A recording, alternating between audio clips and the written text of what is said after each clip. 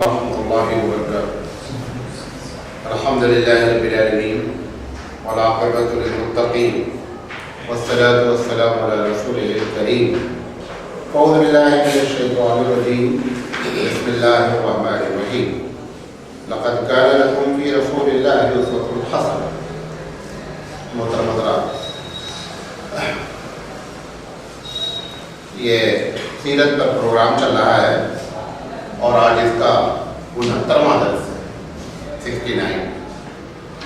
اور فی الحال جو ہم گفتگو کر رہے ہیں وہ نبی کریم صلی اللہ علیہ وسلم کے معجزات پر بات کر رہے ہیں۔ آج ہم جو بات کریں گے ایک ہی پوائنٹ پر ہم بات کریں گے کہ اللہ کے رسول صلی اللہ علیہ وسلم نے جن لوگوں کے لیے دعائیں کی اور کسی کے لیے اگر بد دعا کی تو اس کے کیا اثرات مرتب ہوئے ہیں۔ دیکھیں، یہ جو دعا کا معاملہ ہے اس کو پہلے غور سے سمجھیں۔ یہ جب اللہ کے نیک بندے ہوتے ہیں،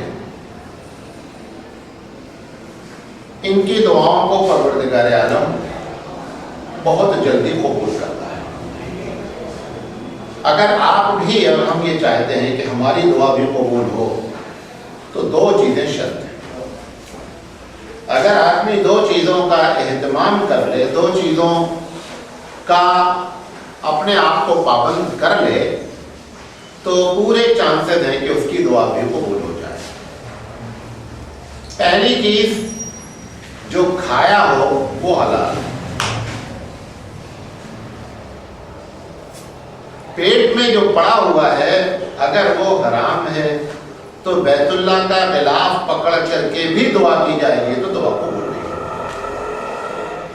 اللہ کے رسول صلی اللہ علیہ وسلم فرماتے ہیں کہ لوگ بیت اللہ کا غلاف پکڑ کر دعائیں کرتے ہیں، پروردگار عالم کہتا ہے کہ ماکلہ حرام، جو کھایا ہے وہ حرام ہے، ملبسہ حرام، جو پہنا ہے وہ حرام ہے، مشربہ حرام، جو پیا ہے وہ حرام ہے، میں دعا کیسے قبول کروں؟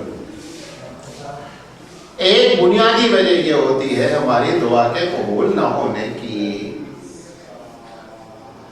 اگر یہ اس ایک چیز کو شرط کر لے آدمی کہ جو پیٹ میں جائے گا وہ حلال جائے گا۔ آپ کو معلوم ہے ایک لقمہ جب حرام جاتا ہے پیٹ میں تو 40 دن تک کم سے کم اس کے اثرات ہوتے ہیں ہماری زندگی پر۔ تو 40 دن اگر ایک لقمہ ہے تو آپ اندازہ کر لیں کہ پورا سال ہمارا اسی میں کیا ہوتا ہے، گزر جاتا ہے۔ کبھی ہم ڈائریکٹ حرام کھاتے ہیں، کبھی ہم انڈائریکٹ حرام کھاتے ہیں۔ تو دعا نبی کی جو دعا کے قبول ہونے کی بنیادی وجہ یا اللہ والوں کے دعا کے قبول کے بنیادی وجہ کیا ہوتی ہے؟ سب سے پہلے وہ اس بات سے پرہیز کرتے ہیں کہ جو منہ میں جائے، پیٹ میں جو پہنچے وہ کیا ہو، حلال ہو۔ یہ نمبر 1 ہوتی ہے۔ دوسری چیز، جو چیزیں اللہ نے گناہ کبیرہ بتا دی ہیں اس سے پرہیز کریں۔ آپ سوچتے ہیں کہ ہم شراب نہیں پیتے، ہم زنا نہیں کرتے، سب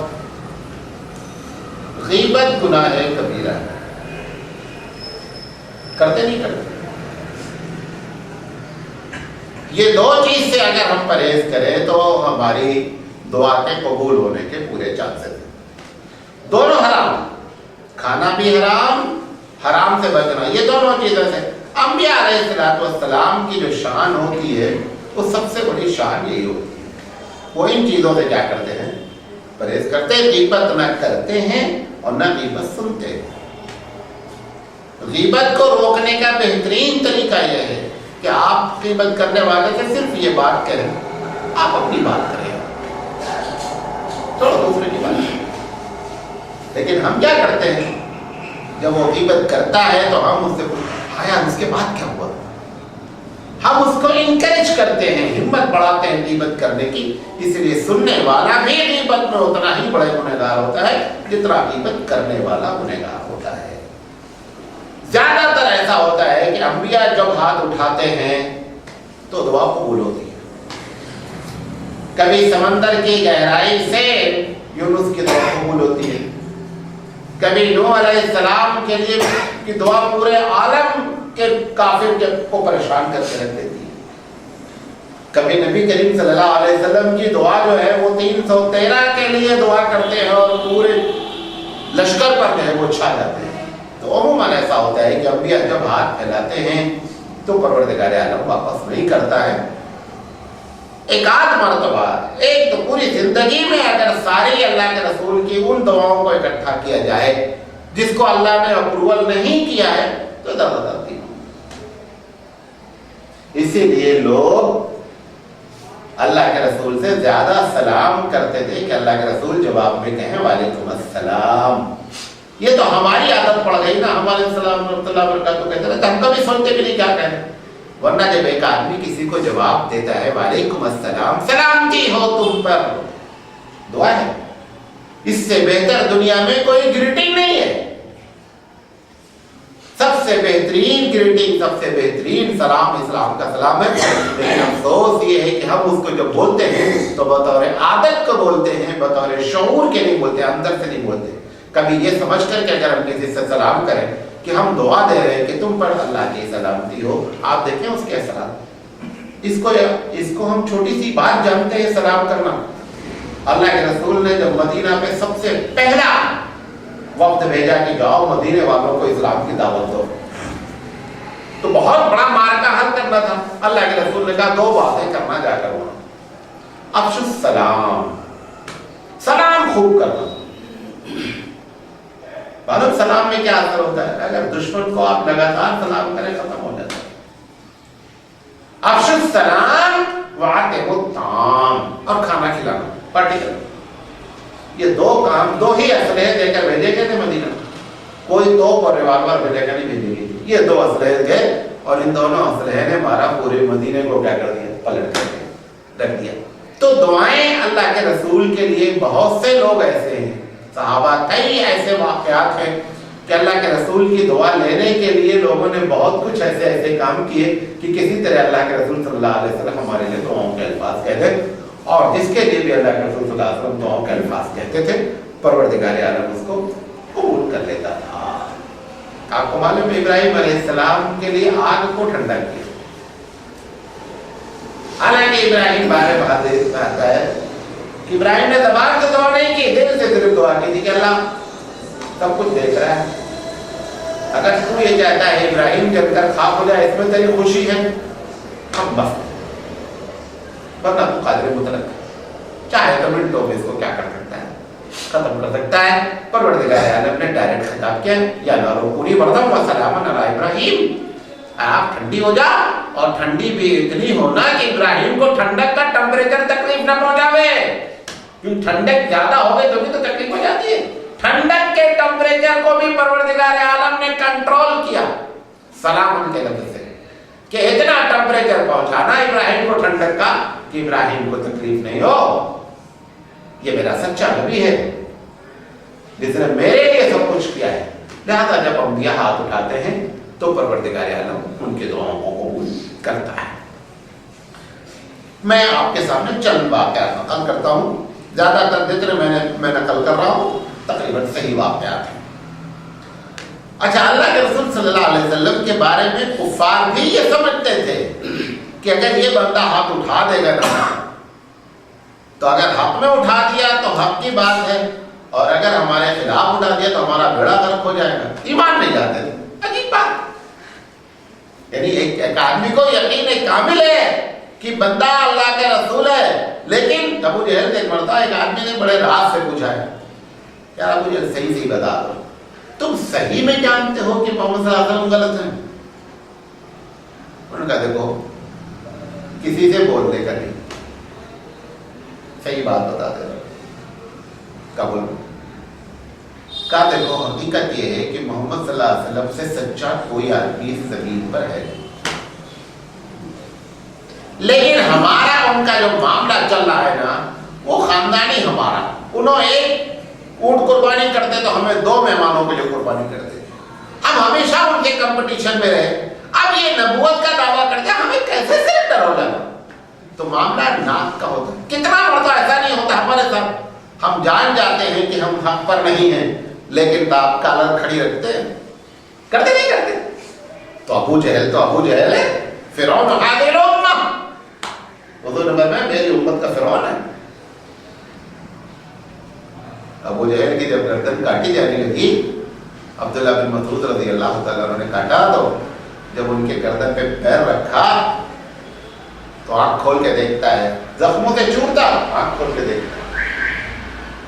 اچھا تو وہی عبداللہ بن مسعود ہے جو میرے بکریاں چرایا کرتے تھے؟ انہوں نے کہا میں بھائی یہ آج دن آئے ہیں. کہا جب میری گردن اگر کاٹنی ہے تو ذرا لمبے کاٹنا تاکہ معلوم ہو سردار کی گردن کٹی ہے. آپ اندازہ کریں. جب ڈوبنے لگا فرعون تو اس نے کیا کہا؟ اللہ میں ہارون اور موسیٰ کے رب پر ایمان لاتا ہوں. یہ اس سے بڑا خطرناک ہے. مرنے کے وقت کہہ رہا ہے کہ گردن لمبی کاٹنا تاکہ معلوم ہو کہ سردار کی گردن کٹی ہے، عام گردن کی طرح نہیں کاٹنا میری گردن. آپ لوگ کہتے ہیں کہ موت کے وقت تو اچھے اچھے لوگ مل جاتے ہیں. یہ اندازہ کرو یہ کتنا بڑا دل گردے والا بندہ ہے. اس لیے حضور نے فرمایا کہ فرعون ہذه الامہ، یہ میری امت کا فرعون ہے. بہرحال اللہ کے رسول صلی اللہ علیہ وسلم سے غیر بھی اور اپنے بھی سب یہ عقیدہ رکھتے تھے کہ اللہ کے رسول جب ہاتھ اٹھاتے ہیں تو قبول ہوتا ہے. قریش پر قحط پڑ گیا. ایک مرتبہ قحط پڑا، حضور موجود تھے. ایک مرتبہ قحط پڑا، حضور مدینے میں تھے. جب مکے میں قحط پڑا تو بہت پریشان ہو گئے لوگ. تو سب لوگوں نے کہا دیکھو اللہ کے رسول ہیں، یہ انہیں سے سب ایمان نہیں لانے گئے. اللہ کے رسول نے چلو ان سے کہیں آ جائے. ابو طالب بھی موجود تھے. ابو طالب نے کہا کہ لوگ پریشان ہیں، آپ دعا کریں. حضور نے ہاتھ اٹھایا تو بارش ہوئی، چمکی. ابو طالب نے شعر پڑھا کہ میرا یہ بھتیجا جو بہت گورا ہے جب اللہ کے دربار میں ہاتھ اٹھا دیتا ہے تو پروردگار عالم کبھی خالی نہیں فرماتا. حضرت ابو طالب سے حضور نے کہا کہ آپ بھی اگر مسلمان ہو جائے تو آپ کا بھی ہاتھ خالی نہیں ہوگا. لیکن ابو طالب نے کہا کہ وہ بات کی کرنے کا ہے، وہ بات میں کرنا ہے.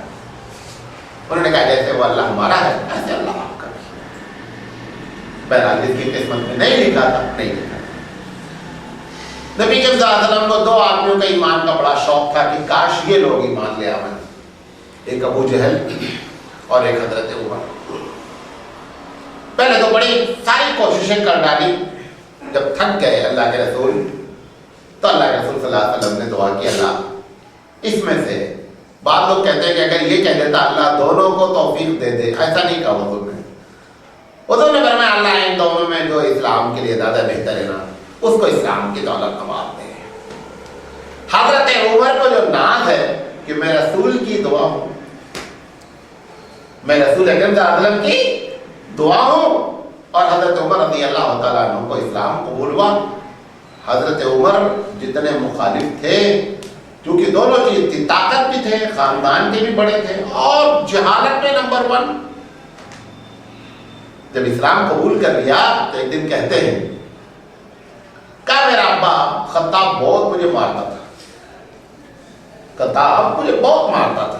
کیوں مارتا تھا؟ کہا جب بکری چرانا جاتے تھے تو 2-4 دن میں ایک آدھ بکری غائب ہو جاتی. کبھی پہاڑ میں رہ جاتی، کبھی بھیڑیا رہ جاتا. تو جب واپس آتے ہیں جو گنتی ہوتی ہے تو بکری کا تو ڈنڈے پڑتے. کہا اسلام کہ پہلے ہم بکری چرانے کی بھی صلاحیت نہیں رکھتے تھے اور ڈنڈا کھاتے تھے. اسلام ایک ایسی دولت نصیب ہوئی کہ دنیا کو چرا ہے، سپر پاور ہے. قاسیہ کتنی خطرناک جگہ،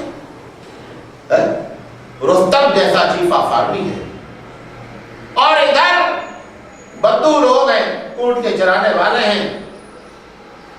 پروردگار عالم نے ان اونٹ کے چرانے والوں سے رستم جیسے، آج جو اردو میں بہادری کا لقب دیا جاتا ہے، کیا رستم ہو کیا؟ وہ رستم چیف آف آرمی قاسیہ کا وہ لڑت کر حضرت عمر کے سامنے رہ گیا. تو یہ وہ حضرت عمر رضی اللہ تعالیٰ حضور کی دعا کے صدقے میں ان کو اللہ تعالیٰ نے اسلام کی دولت نصیب فرمائی. مدینہ کا پرانا جو نام ہے یثرب ہے. کیا نام ہے؟ یثرب ہے. مدینہ کا جو بھی باہر کے لوگ آتے تھے ان کو مدینہ سوٹ نہیں کرتا تھا، بہت بیمار ہوتے تھے. जब ये लोग हिजरत करके आए तो इनको भी बीमारी ने पकड़ा, इतना पकड़ा कि अबू बकर देता आदमी बोला यार ये मक्का कितना अच्छा शहर था, कितना सुकून से रहते थे, न कोई बीमारी है न आजारी है। यहाँ आने के बाद खांसी, बलगम, बुखार, ये वो। हज़रत बिलाल रज़ी अल्लाह तआला अन्हु को भी जबरदस्त पकड़ा। जितने सहाबा थे अक्सर उससे बेशतर बीमार हुए। सबने कहा अल्लाह के रसूल दुआ फरमाइए, ये बला टले यहाँ से, ये इतनी बड़ी बुजुर्ग ने दुआ फरमाई कि अल्लाह इस तरह तुम मक्के में हमारे लिए सुकून, ऐसे ही मदीने को भी सुकून बना दे। इसका नाम मदीनतुर रसूल रखा जाए, मदीना रखा गया। इस तरह बढ़ा करके अल्लाह के रसूल फरमाते हैं कि फिर मैंने ख्वाब देखा कि जो मदीने की बला थी वो बला टली। और उसके बाद अबू बकर सिद्दीक रज़ी अल्लाह तआला अन्हु फरमाते हैं कि हमको इतना सुकून मदीने में लगता था कि हमने कभी मक्के का नाम नहीं लिया था। ये अल्लाह के रसूल सल्लल्लाहु अलैहि वसल्लम की दुआओं के असरात थे। नबी के सल्लल्लाहु के बहुत खास खादिम है, गुलाम नहीं है, खादिम है, हज़रत अनस रज़ी अल्लाह तआला। ये जब पैदा हुए ना तो इनकी वालिदा छोटे से थे, 3 मिनट साढ़े तक। अल्लाह के रसूल के पास गोद में लेकर के आई। क्या रसूल आप इनको अपने पास ही रखिए, ये आपकी खिदमत करें। अभी तो यहाँ पे हम ही खिदमत इसकी करेंगे। बहरहाल थोड़े से बड़े हुए, उन्होंने नबी के सल्लल्लाहु की खिदमत पे ला करके रख दिया। 10 या 11 साल ये घर पर अल्लाह के रसूल सल्लल्लाहु अलैहि वसल्लम के साथ में रहे। कहते हैं अल्लाह के रसूल ने मुझे 10-11 साल में कभी डांटा ही नहीं। हमें रोजाना खादिम को कितना डांटते? 11 साल में एक आदमी ने किसी भी खादिम को डांटा ही नहीं। हो अखलाक का अंदाजा करें कि अखलाक की कितनी बड़ी चोटी पर फाइल है। हमारी दुकान में, हमारे घर में काम करने वाला डांट ही के कैप्सूल से चलता है। वो 24 घंटा डांट ही देते रहना है। हज़रत अनस फरमाते अल्लाह के रसूल ने हमको कभी नहीं डांटा। हज़रत अनस रज़ी अल्लाह तआला अन्हा की वालिदा ने, या हज़रत अनस ने खुद कहा कि परवरदिगार आलम, नबी के सल्लल्लाहु अलैहि वसल्लम ने कहा आप अल्लाह से दुआ फरमा दें। खुद उन्होंने हज़रत अनस के लिए हाथ उठाया, कहा अल्लाह अनस की औलाद में बरकत अता फरमा, अनस की उम्र में बरकत अता फरमा, अनस के माल में बरकत अता फरमा। हज़रत अनस रज़ी अल्लाह तआला अन्हु जब इंतकाल हुआ है, 100 पोते और नवासे थे। कितने? 100 पोते और नवासे थे। और माल का ये आलम था कि अंदाजा इनको नहीं था कि माल हमारे पास कितना है।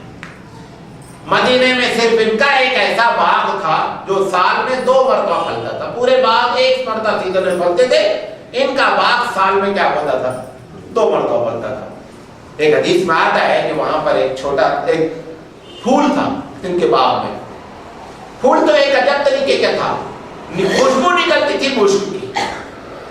उसमें से खुशबू जो आती थी वो मुश्क की आती थी। लोग बाग में आते थे इस वजह से कि चलो वहां से खुशबू हासिल करें, क्योंकि मुश्क एक ऐसी खुशबू है जो बहुत दूर तक फैलती है। बाहर में कभी आप लोगों को तजुर्बा है कि नहीं, जंगल में कभी कभी मुश्क जो है ना वो हिरन की नाम से गिरता है। ये अजीब व गरीब करिश्मा है।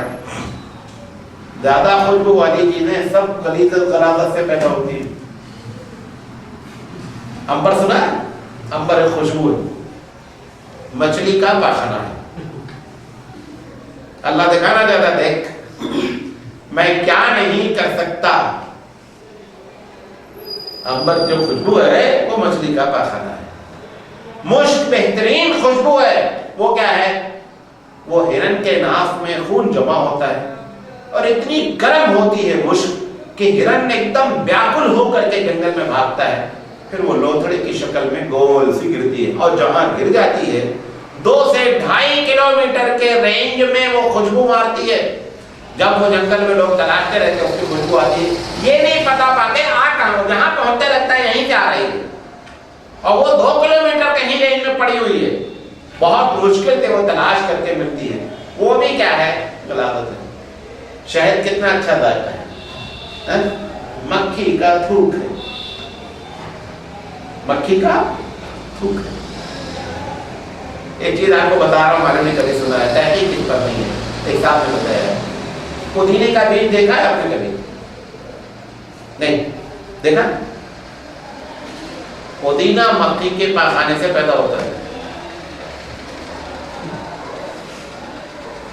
یہ سب اللہ تعالیٰ دکھلانا چاہتا ہے کہ میں قادر مطلق ہوں اور میں جو چاہتا ہوں وہ کر سکتا ہوں، میرے لیے کوئی اصول اور میرے لیے کوئی پابندی نہیں ہے۔ بہرحال تو اس پھول سے مشک کی خوشبو آتی۔ ابن عباس رضی اللہ تعالیٰ عنہ بہت چھوٹے تھے نبی کریم صلی اللہ علیہ وسلم کے وقت میں، ان کے لیے اللہ کے رسول صلی اللہ علیہ وسلم نے ایک مرتبہ دعا فرمائی۔ یہ حضرت عباس چچا داد ان کے بھائی ہیں، عباس کے لڑکے۔ اب ابن عباس رضی اللہ تعالیٰ عنہ کے بارے میں حضور نے فرمائی کہ اللہ عباس کو سمجھ عطا فرما دین میں، تفقہ فی الدین۔ اتنی تفقہ تھی قرآن کے بارے میں کہ عبداللہ بن مسعود اور عبداللہ بن عباس یہ دونوں ٹکر کے آدمی ہیں۔ قرآن مجید میں یہ دونوں ایک پلے کے آدمی ہیں۔ اس دن آپ کو عبداللہ بن مسعود کے بارے میں بتایا تھا، یہ عبداللہ بن عباس رضی اللہ تعالیٰ عنہ۔ دنیا کی سب سے پہلی جو تفسیر ہے وہ کس کی لکھی ہوئی ہے؟ عبداللہ بن عباس رضی اللہ تعالیٰ عنہ کی لکھی ہوئی ہے، چھپی بھی ہے، موجود ہے، عربی میں ہے، بعض لوگوں نے ترجمہ اردو میں کیا، بہرحال میرے پاس عربی میں موجود ہے۔ وہ سب سے پہلی تفسیر ہے جو کسی صحابی کی لکھی ہوئی تفسیر ہے، عبداللہ بن عباس رضی اللہ تعالیٰ عنہ۔ ان کو اس وقت لوگ خیر الامت کا لقب دیتے تھے کہ کوئی ایسی چیز ان کی زبان سے سرزد نہیں ہوتی تھی کہ جس سے کبھی کوئی مسئلے میں لوگ کنفیوز ہو جائیں۔ ہمیشہ اللہ تعالیٰ ان کی زبان سے بھلائی کی بات نکالتا تھا، اور وہ جو رسول اکرم صلی اللہ علیہ وسلم نے تفقہ فی الدین کی دعا فرمائی تھی اس کے اثرات مرتب ہوتے تھے۔ ایک عجیب و غریب آدمی آیا اللہ کے رسول کے پاس، صحابی تھے۔ انہوں نے کہا اللہ رسول مجھے زنا کی اجازت دیجیے۔ حضرت عمر بیٹھے ہوئے تھے۔ اب حضرت عمر جیسا آدمی بیٹھا ہو اور کوئی حضور سے ایسی بات کرے تو حضرت عمر تو سرخ ہو گئے۔ حضور نے کہا شانتی اختیار کرو بس۔ انہوں نے نوجوان کو بلایا، کہا چلیے بتاؤ کہ تمہاری ماں کے ساتھ کوئی زنا کرے تم کو کیسا لگے گا؟ اچھا لگے گا؟ کہ میں قطعی نہیں پسند کرتا۔ پھر حضور فرمایا کہ تمہاری بہن کے ساتھ کوئی زنا کرے تو کیسا لگے گا؟ پھر آپ نے ایک ایک رشتہ دار جو محرم تھے نام لیا، خالہ لیا، پھوپھی لیا، سب کا نام لے کر کے پوچھا چلیے بتاؤ کہ تم ان کے ساتھ چاہتے ہو کوئی دوسرا زنا کرے؟ اس کے بعد اللہ کے رسول صلی اللہ علیہ وسلم نے دعا فرمائی کہ اللہ اس کو عصمت والا بنا دے، عزت والا بنا دے۔ کہتے ہیں کہ اللہ کے رسول کے لیے اتنے بڑے ایسے خطرناک قسم کے جرم میں تھے یہ زنا میں، آپ اندازہ کریں کتنی ہمت کی بات ہے کہ اللہ کے رسول سے اجازت آ کر مانگنا، یعنی وہ بغیر زنا کے رہ نہیں سکتے تھے۔ اور اللہ کے رسول نے جب ان کے لیے دعا فرمائی ہے تو صحابہ کہتے ہیں کہ آنکھ بھی اٹھا کر نہیں دیکھتے تھے، اتنی عزت اور اتنی عصمت والے ہو گئے تھے کہ کوئی کسی عورت کی طرف، کسی غیر محرم کی طرف کبھی آنکھ اٹھا کر نہیں دیکھتے۔ یہ اللہ کے رسول کی دعاؤں کی برکت تھی۔ حضرت سعد بن ابی وقاص بہت پائے کے درجے کے صحابی ہیں، ان کے لیے یہ ایک دعا ان کے لیے اللہ رسول نے ایسی کی کسی صحابی کے لیے نہیں کی۔ کہا اللہ جب سعد بن ابی وقاص ہاتھ اٹھاویں نا تو اس کو واپس نہیں کرنے کا۔ سعد بن ابی وقاص اگر کسی کے لیے ہاتھ اٹھا دیں اللہ تو اس کو واپس نہیں کرنے کا۔ روایت میں آتا ہے کہ سعد بن ابی وقاص نے جس چیز کے لیے بھی دعا کی کبھی ایسا نہیں ہوا کہ دعا آپ کی جو ہے وہ رد ہوئی۔ حضرت عمر رضی اللہ تعالیٰ عنہ کے زمانے میں گورنر تھے، ایک آدمی نے، دشمنی نے ان کے اوپر الزام لگا دیا، بہت خطرناک۔ پھر کہا کہ یہ نماز تک نہیں پڑھتے ہیں، حالانکہ جلیل القدر صحابی ہے۔ یہ جب بعد میں آ گئے مستجاب الدعوات تو تھے، کہا پروردگار عالم اگر یہ شخص جھوٹا ہے جیسا کہ تو جانتا ہے تو اس کے جھوٹ کی نشانیاں دکھلا دے۔ اس کے بعد اس شخص کے اوپر اس کے ایسے اثرات ہوئے کہ جو انہوں نے الزام لگایا تھا وہ سارے الزام میں ملوث ہوئے، اور بوڑھا ہو گیا تھا، پلکیں لپک گئی تھیں اور راستے میں عورتوں کو چھڑتا تھا، اور جب کبھی کوئی ہوتا تھا تو بولتا تھا سعد بن وقاص کی بد دعا ہو۔ یہ سعد بن ابی وقاص رضی اللہ تعالیٰ عنہ ہیں کہ جن کے لیے مستجاب الدعوات کی دعا اللہ کے رسول صلی اللہ علیہ وسلم نے फरमाया। हजरत अबू हुरैरा रज़ी अल्लाह ताला अन्हु, आपको मालूम है कि आखिरी वक्त में मदीने के हुजूर के साथ ईमान लाए। आप लोग समझते हैं अबू हुरैरा बहुत पहले ईमान लाए। अबू हुरैरा रज़ी अल्लाह ताला अन्हु को ईमान की दौलत मदीना के आखिरी दौर में मिली, ज़्यादा 4 या 5 साल। जब ईमान ले आए तो इनको बड़ी तमन्ना हुई कि मेरी वालदा ईमान ले आए। एक दिन जा करके वालदा से बयान किया, वालदा ने हुजूर को बहुत बुरा भला कहा, वहां से रोते हुए आए। कहा रसूल, मेरी दिली तमन्ना है कि मेरी वालदा मुसलमान हो जाए, आज आप उनके लिए दुआ फरमा दें। हुजूर सल्लल्लाहु अलैहि वसल्लम ने हाथ उठाया कि अल्लाह अबू हुरैरा की वालदा को इस्लाम की तौफीक अता फरमा दे। अबू हुरैरा कहते हैं कि जैसे हुजूर ने ये जुमला कहा, हमारे दिल में 100% ये बात आ गई कि अब मेरी वालदा फौरन मुसलमान हो जाएगी। ये वो दुआ का तोहफा लेकर के फौरन घर आए तो दरवाजा बंद था, वालदा नहा रही थी, पानी गिरने की आवाज आ रही थी। इन्होंने दरवाजा खटखटाया, अंदर से आवाज आई, दरवाजे पे ठहरे रहे, नहा करके कपड़े बदल के निकल करके। अभी अबू हुरैरा ने कुछ कहा भी नहीं था, अशहदु अल्ला इलाहा इल्लल्लाह व अशहदु अन्ना मुहम्मदन अब्दुहु। ये अल्लाह के रसूल सल्लल्लाहु अलैहि वसल्लम ने खास अबू हुरैरा की वालिदा के लिए दुआ फरमाई। किसरा, कैसर और किसरा 2 टाइटल थे ईरान और रोम के। अल्लाह के रसूल सल्लल्लाहु अलैहि वसल्लम ने इसको दावत दी, किसरा खत लिखा, इस्लाम की दावत दी कि इस्लाम कबूल कर लो। ये इसके उसूल हैं। वो खतूत आज भी अल्लाह के रसूल के महफूज हैं। ये वाला खत महफूज नहीं है जो किसरा को भेजा। किसरा के दरबार में पहुंचा, ये सुपर पावर था उस वक्त। इसको ये हुआ कि एक सुपर पावर को रेगिस्तान का एक आदमी ये दावत दे कि तुम हमारा मजहब कबूल करो, हम तो खुद सुपर पावर हैं। उसने खत को उड़ाया और टुकड़े टुकड़े करके फेंक दिया। दरबार से ये रिपोर्ट आई कि आपके खत को टुकड़े टुकड़े। अल्लाह का रसूल फरमाया कि मैंने इस्लाम की दावत दी थी, जिस तरीके से उसने इस्लाम के उस खत को टुकड़े टुकड़े किया है, परवरदिगार आलम इसकी भी सल्तनत को टुकड़े टुकड़े। इसके बाद हजरत उमर के जमाने के आते आते पूरी सल्तनत क्या हो गई, खत्म हो गई और इस्लाम का बोलबाला हो गया। ये अल्लाह के रसूल सल्लल्लाहु अलैहि वसल्लम की गोया बद्दुआ थी। बद्दुआ के बारे में एक बात बता दें कि अल्लाह के रसूल ने पहली बात तो बद्दुआ बहुत कम की है, और अगर की है तो इस्लाम के लिए की है या मुसलमानों के लिए। अपनी जात के लिए अगर कभी कोई खुदा ना खास्ता जुमला निकल गया तो फिर दुआ ये करते थे कि अल्लाह अगर हम किसी के लिए बद्दुआ भी कर देना तो तू उसको कबूल नहीं कर देना। अल्लाह अगर मैं जाती तौर पर किसी से नाराज होकर के कभी बद्दुआ कर दूं तो अल्लाह उस एक रिवायत में आता है कि अल्लाह के रसूल फरमाते हैं कि अल्लाह उसके हक में दुआ कर देना, क्योंकि आपको मालूम है कि अल्लाह वाले जब हाथ उठाते हैं ना तो परवरदिगार आलम क्या करता है, उसको फौरन उड़ा देता। 2 चीजें बड़ी खतरनाक हैं अवाम के लिए। अल्लाह वालों से पंगा नहीं लो, नंबर 1, मजलूम से पंगा नहीं। अल्लाह के रसूल फरमाते हैं तक़ू दावतल मजलूम बैन बैनहु व बैन अल्लाह लैसा हिजाब। क्या लोगों, मजलूम के बद्दुआ से बचा करो। मजलूम जब हाथ उठाता है तो अल्लाह और उसके दरमियान में कोई पर्दा नहीं होता है, डायरेक्ट जाता और अप्रूवल होकर के आ जाता है।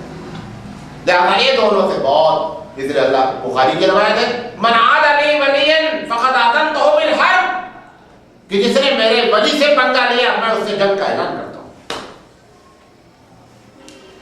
लिहाजा इससे बहुत एहतियात करनी चाहिए। बहरहाल नबी करीम सल्लल्लाहु अलैहि वसल्लम के खत को उसने पढ़ा, परवरदिगार आलम ने उसकी भी सल्तनत को टुकड़े टुकड़े कर दिए। एक रवायत में इसको जो लोग तजुर्बा कर रहे होंगे आज भी, ये सबके लिए, मेरा अपना अंदाजा है कि मुसलमान है, मुसलमान सबके लिए। अल्लाह के रसूल ने दुआ फरमाई कि अल्लाह जो लोग सुबह सुबह काम करते हैं उन्हें बरकत अता फरमा। आप देखें जितने लोग सुबह में काम करने वाले हैं सब कामयाब। बहुत कम लोग ऐसे होंगे कोई ऐसी टेक्निकल फॉल्ट कर रहे होंगे, वरना सुबह उठने वाला सब कामयाब, धंधा करने वाला। आप देखें जितने बड़े क्या कहते हैं थोक व्यापारी हैं سب کا دھندا کب کا ہے؟ صبح کا. اور اللہ تعالیٰ نے اس نبی کی دعا کی برکت سے پوری دنیا میں اس کے اثرات مرتب کیے. یہ آج جو لوگ روتے ہیں نا برکت نہیں ہو رہی ہے. فجر کے بعد سے لے کر کے 1.5 گھنٹہ 2 گھنٹہ سونا، پہلے بار فجر ہی نہیں پڑھنا، پھر 2 گھنٹہ مزید سونا، یہ تو بتاتا ہے کہ برکت کو آپ نے جھاڑو لگا کر کے باہر کر دیا گھر سے. بعد میں نے علماء کو دیکھا ہے کہ چیر خوار بچے کو اٹھا دیتے تھے تہجد میں، کہتے تھے سب لوگ جگے فجر میں، بچہ بھی جگے، اس کی برکت ہوتی ہے. دروازہ کھول دیتے تھے کہ نہیں برکت.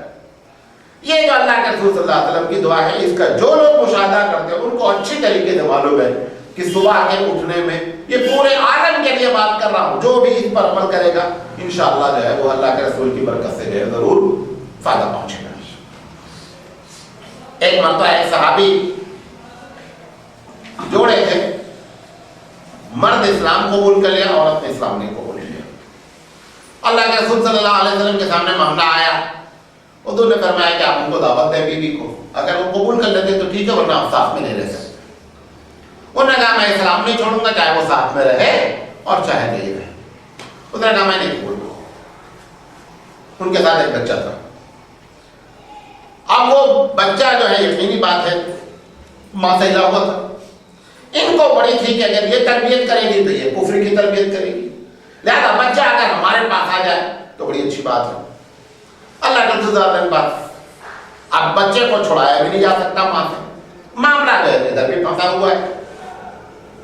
تو لوگوں جو پنچ بیٹھے تو اللہ کے رسول نے کہتا ہے کہ بچے کو چھوڑ دو بیچ میں، باپ کو بٹھا دو ماں کو بٹھا دو، بچہ جس کی طرف چلا جائے بچہ اس کا. ماں نے کہا مجھے منظور، اسے معلوم تھا کہ بچہ تو ہم کو ہلا، باپ کی طرف تو جانا نہیں ہے. اچھا یہ نہیں معلوم ریموٹ دوسرے کے ہاتھ میں. اللہ کے رسول بیٹھے ہوئے تھے، ماں کو بٹھا دیا گیا، باپ کو بٹھا دیا گیا، اور اللہ کے رسول نے ڈائریکٹ ہاٹ لائن پہ اوپر بات کر لیا. بچہ چلا. جب بچہ چلا تو پہلے تو اس نے ماں کی طرف رخ کیا، جیسے روکیا ویسے ہی ہاٹ لائن پر پروردگار عالم نے لائن لگا دیا. 1 سیکنڈ کے بعد بچہ پلٹ گیا اور جا کر کے باپ کی گود میں بیٹھ گیا. اب ماں پریشان، انہوں نے کہا جو آپ نے کہا وہی فیصلہ کر دیا گیا، بچہ باپ کے ساتھ. یہ اللہ کے رسول صلی اللہ علیہ وسلم کی دعا تھی اس بچے کے لیے، اور وہ بچہ ہدایت پایا، ایک مسلمان باپ کی گود میں پرورش پایا. ایک دو بات اور بیان کرتے ختم کرتے ہیں. عبد الرحمن بن عوف رضی اللہ تعالیٰ عنہ صحابہ میں عثمان رضی اللہ تعالیٰ عنہ کے بعد مالداری میں سب سے آگے تھے. جب مدینہ آئے ہیں، 10 سال کی بات بتا رہا ہوں، 10 سال میں کتنا پیسہ کمایا انہوں نے. جب مدینہ آئے نا تو ان کے پاس کچھ نہیں تھا. تو جن کے ساتھ اللہ کے رسول نے ان کو بھائی بنایا تھا تو وہ بڑے ان کے، کیونکہ عبد الرحمن بن عوف تقوی کے بڑے ہی چوٹی پر فائز تھے، وہ بہت متاثر تھے ان سے. اس نے کہا دیکھو تم یہاں پر آئے ہو، تمہارا کوئی نہیں ہے، بیوی نہیں ہے، بچے نہیں، ہماری 2 بیوی، ایک کو میں طلاق دیتا ہوں، تمہیں شادی کر لو، اور یہ جو پراپرٹی ہے کہ آدھی تمہاری ہے آدھی ہماری ہے. انہوں نے ان کا شکریہ ادا کیا. کہا دیکھو ہم لوگ بزنس مین ہیں، تم ہم کو مدینے کی بازار بتاؤ، سامان کہاں اٹھتا ہے کہاں نکلتا ہے کیا یہ بتاؤ، اور اللہ تعالیٰ آپ کی بیوی میں برکت عطا فرمائے، اللہ کو انتظام فرمائے گا. بہرحال انہوں نے راستہ بتا دیا. اس کے بعد اللہ کے رسول صلی اللہ علیہ وسلم نے کہا رسول اللہ میرے لیے دعا فرما. اللہ کے رسول صلی اللہ علیہ وسلم نے عبد الرحمن بن عوف کے لیے مال کے لیے دعا فرمایا. اتنا مال اتنا مال اتنا مال کہ جب پوری زندگی خرچ کرتے رہے. اب عثمان رضی اللہ تعالیٰ عنہ کے بعد اگر کوئی کوانٹٹی میں خرچ کیا ہے تو عبد الرحمن بن عوف ہے. ہزاروں ایسے لدے لدے اونٹ اللہ کے راستے میں تقسیم کر دیتے تھے. جب انتقال ہوا ہے تو 80,000 درہم ایک ایک بیوی کو ملا ہے. 4 بیویاں تھیں اور چاروں بیوی کو جو ملا ہوگا وہ 1/8 ملا ہوگا، تو 8 کیوں 32، 3,20,000 درہم بیویوں کا حصہ تھا. 60 حصہ ابھی باقی ہے، سمجھے نہیں؟ تقریباً 24-25 لاکھ درہم اس وقت کا عبد الرحمن بن عوف رضی اللہ تعالیٰ عنہ کے حصے میں تھا. پروردگار عالم نے اللہ کے رسول صلی اللہ علیہ وسلم کی دعا کو قبول فرمایا تھا. آخری بات کہہ کر کے بات ختم کریں گے. 2-3 واقعات اور تھے لیکن ٹائم ہو رہا ہے. ایک صحابی ہیں ثعلب بن حاتم. انہوں نے اللہ کے رسول سے اپیل کی, اللہ کے رسول مجھے میرے لیے مال کی دعا کر دیں. اللہ کے رسول نے فرمایا ثعلب تیرے لیے کم زیادہ بہتر ہے بنسبت زیادہ کے. آپ کے لیے تھوڑا مال زیادہ بہتر ہے بنسبت زیادہ مال کے. انہوں نے کہا نہیں لگا رسول آپ دعا فرما دیں. انہوں نے کہا میں تم سے کہہ رہا ہوں کہ تمہارے لیے تھوڑا مال زیادہ بہتر ہے بنسبت زیادہ مال کے. کہا نہیں لگا آپ میرے دعا فرما. میں وعدہ کرتا ہوں اب اپنے اللہ سے کہ اگر جب مال آئے گا جس کا جو حق ہے وہ میں نکالوں گا. وہ تو طلب نہیں ہاتھ اٹھا دیا تو آپ کو بولو گے. بکری کا کاروبار شروع کیا انہوں نے. کچھ دن کے بعد اتنی بکری ہو گئی کہ مدینے میں نہیں رہ سکتے, باہر چلے گئے. اتنی بکری ہو گئی اور دور جانا پڑا. بہرحال اب ہفتے ہفتے اللہ کے رسول کے پاس آتے تھے. پہلے روز آنا 5 وقت نماز میں رہتے تھے. تو پہلی بات تو یہ ہوئی کہ اللہ کے رسول کی صحبت کیا ہو گئی, چھوٹ گئی. اب اس کے بعد نبی کے صادر نے جب پورے مدینے میں اسلامی حکومت قائم کر لی تو ان کے پاس بھیجا کہ جاؤ زکوٰۃ وصول کرو. اور اللہ کے رسول نے پہلے پوری رپورٹنگ لی کہ ان کے پاس کتنی بکری ہے, کتنا اونٹ ہے, لکھ کر کے دیا خط کہ دیکھو اتنا ان کے اوپر زکوٰۃ ڈیو ہوتا ہے, جا کر ان سے بات کرو. یہ ثعلب بن حاتم کے پاس پہنچے صحابہ. انہوں نے کہا کہ ہم لوگ جو ہے اللہ کے رسول نے بھیجا ہے زکوٰۃ وصول کرنے کے لیے. تو انہوں نے کہا کہ تم کو اللہ کے رسول نے خط کر دیا ہے. کہا اتنی زکوٰۃ, یہ تو ٹیکس ہو گیا. میں تو مسلمان آدمی ہوں, میں ٹیکس کیوں پے کروں گا, میں نہیں دیتا. یہ بڑی خطرناک بات ہوتی ہے, یاد رکھیں. اللہ سے وعدہ اگر کرنا ہے کبھی بھی اس کے خلاف نہیں کرنا, ورنہ زندگی بھر ہم پچھتائیں گے. میں ایک آپ کو واقعہ بیان کرتا ہوں. ہمارے ایک دوست کا دبئی کا واقعہ. جاب نہیں تھی, بہت پریشان تھے. آئے مجھ سے کہا مولانا 2000 درہم کی جاب لگوا دیجیے, میں بہت پریشان ہوں. اور ڈگری تھی, 11-12 ملک میں کام کر چکے تھے, انجینئر تھے.